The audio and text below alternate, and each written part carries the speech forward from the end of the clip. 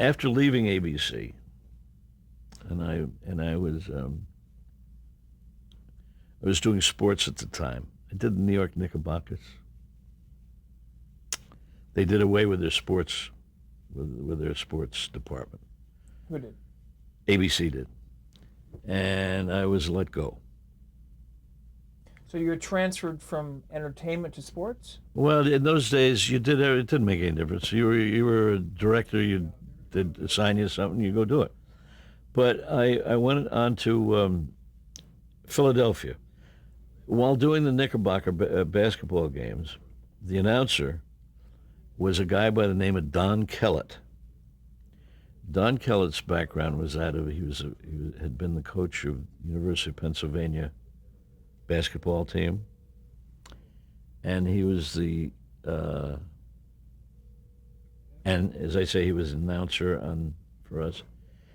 He became then the general manager of the Baltimore Ravens, the Art Modell team. So, but before that, while he was still at WFIL, he was general manager of WFIL as well as all these other things. He said to me, up in New York, I'd just been let go. Come on down, work for us in Philadelphia. So I did. I went down there for 2 years. He's a wonderful guy. And I went down there and worked for about 2 months there. And then got a call from New York from a guy by the name of Hal Friedman, who was married to Marie Torrey. You might remember her as a columnist for the World Telegram, as I remember, a New York paper at the time. And saying that he had just signed on to do Broadway Open House, which is a show with Jerry Lester. Do you remember that? In Dagmar.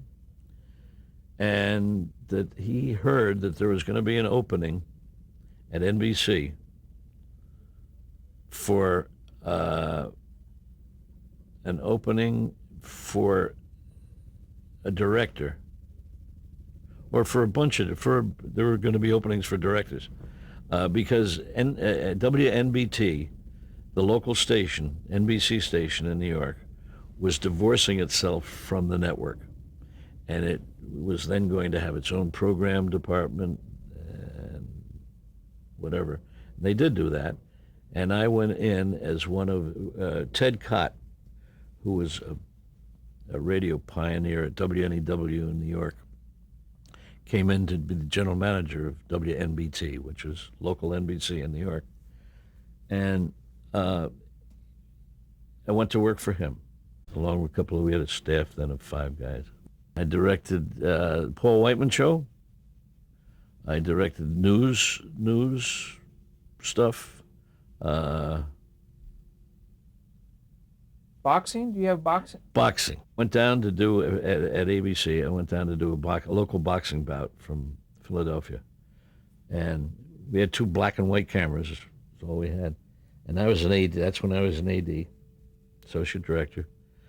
And the director became ill and wasn't able to function that night.